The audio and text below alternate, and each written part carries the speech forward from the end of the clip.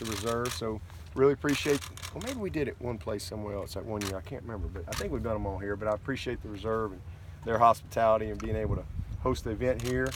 Hopefully everybody got a chance to meet Ross, and who's stepping in here for Tim. Excited to have him come aboard. But it's great to be out here. This is kind of the official go time for us. We started as a staff yesterday officially, getting back going, and there's a lot of enthusiasm in our building. Our players have worked hard this summer.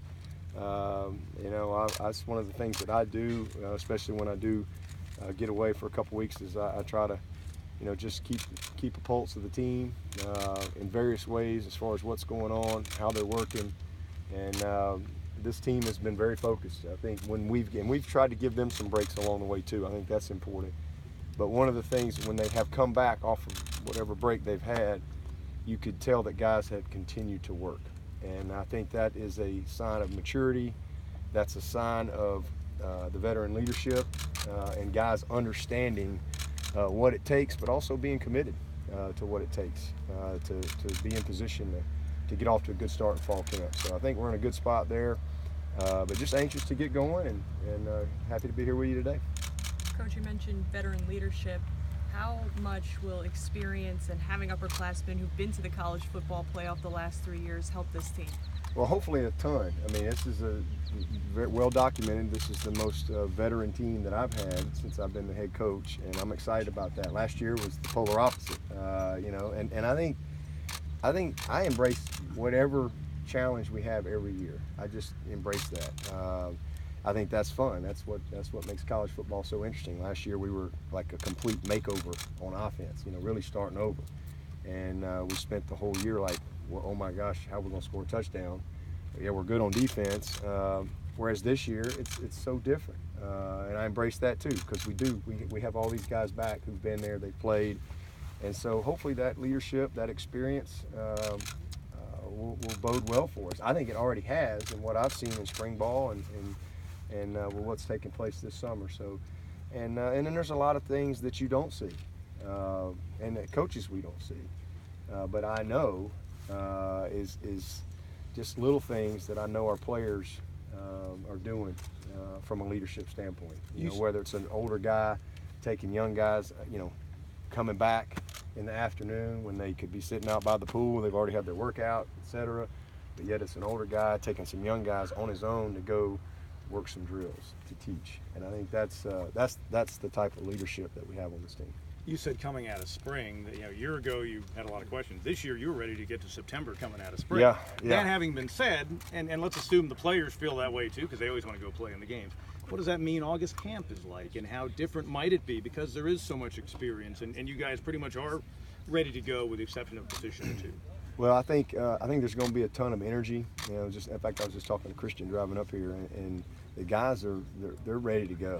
I mean, they're chomping at the bit to get started, and I think we have a lot of veterans, but we've got as much competition as we've ever had. Everybody on this team, they know and they accept the fact that they have to go earn it, and that there's nobody's given anything. That's just the culture that we have, and so that's the mindset. It's a very much workmanlike. There's nobody that's arrived. Everybody has to go prove it. I don't care how many years they've started. I mean, Mitch Hyatt, he's a very proven left tackle, but this is August of 2018, and you got to prove it again. And so there's that mindset, and we have just so much competition at every position because we do have good depth and we have good experience depth. And everybody's working hard to earn the opportunity to play. Everybody can't start, but it's not about starting. It's about how you play, when you play. And so I think that that's where we are. And so with that comes a lot of energy and a lot of enthusiasm. And it'll be exciting to get out there and watch them compete in camp. Coach, I think the day that we talked to you last at camp, they passed the new redshirt rule. How much of an advantage do you think that'll be strategically with some of those guys that are on the fence? I know you talked about you're real close with Kendall Joseph, not redshirting him. Just guys like that, being able to play them late in the season.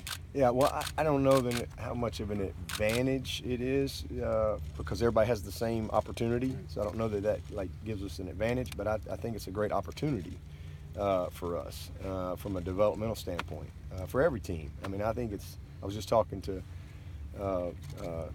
Kelly and Kwok about it on the radio there, in that you know, you may have a guy that's just not ready, you know, but by the end of the year, man, his kid has really developed. He's been through Power Hour. He's matured. He's mentally in a different place.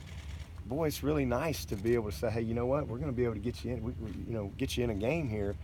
The engagement from your redshirt guys, I think, will go to a whole nother level. You know, I think we do a good job. Guys that are redshirting, it's hard, but we have a little plan. In fact, we talk about it every fall camp on how we're going to keep our kids engaged. How we're going to, you know, what's our plan? Well, I want to know what your plan as a position coach is.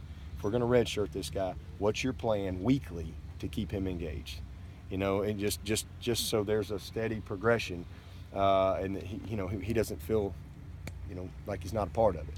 So I think that part really helps, because now if a guy knows he's got a chance to get in the game, and you know, you're still limited on how many guys you can travel on the road, 72. So you got decisions to make there. But even still, you might get to a point in the season where you go, you know what, man, you know, perfect example is Cleveland. You know, his freshman year, he's coming off an ACL and he wasn't quite ready. We drug him along for about 3 or 4 games trying to make a decision, and we're like, okay, let's try to hold him. And then, you know, we held him all year.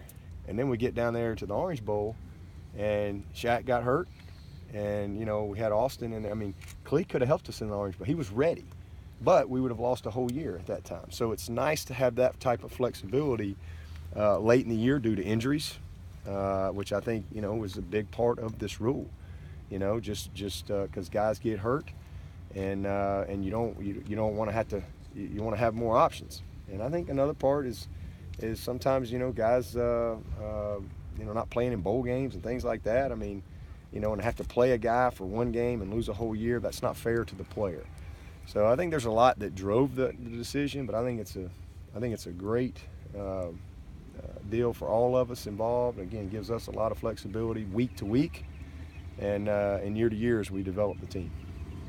Coach, when you're not around and this downtime in the summer, you know the players have to be held accountable. What does the culture around the program do to help get these guys knowing that while you're not able to watch their every move, you know that they're taking the strides that it takes to become successful? Well, we got an unbelievable. First of all, we can hold them accountable to 8 hours a week, mandatory.